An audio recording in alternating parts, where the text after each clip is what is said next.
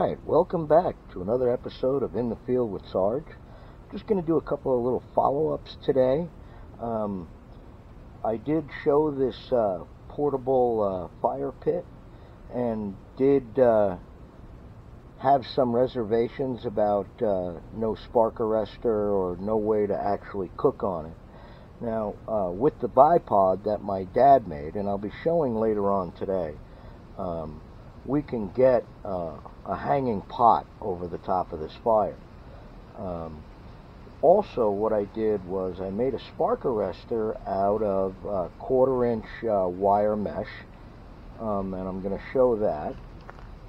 And that comes out to be this. Now, of course, it's rather crude.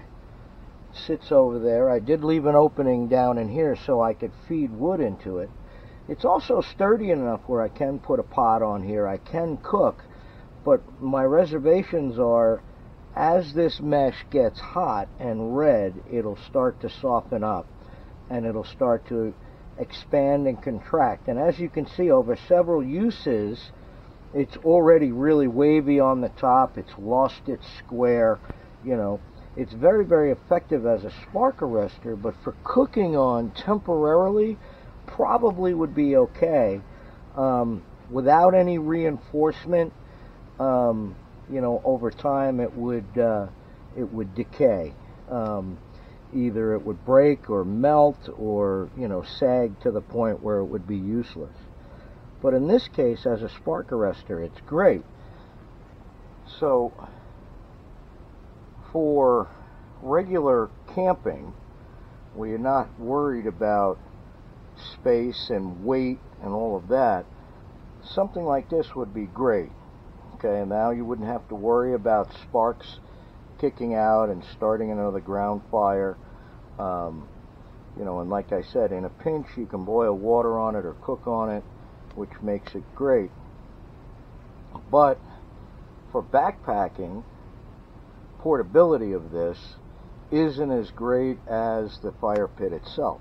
The fire pit itself breaks down to about the size of a Coke can.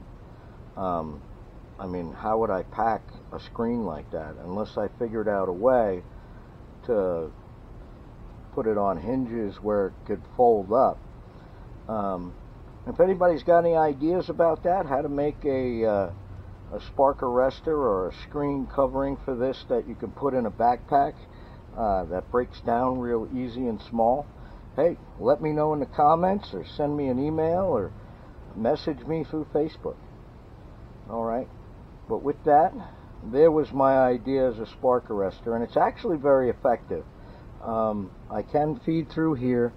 There is a flap on here that I can pull down to cover this opening if I need to.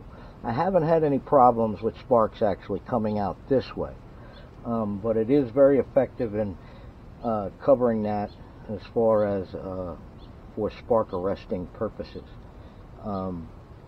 So if you're in an area where, you know, the ground isn't suitable to have a fire or it's too dangerous, here's another option or an idea.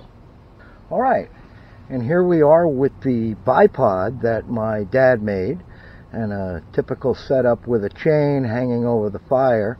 Of course, you would do this in the field with a sapling.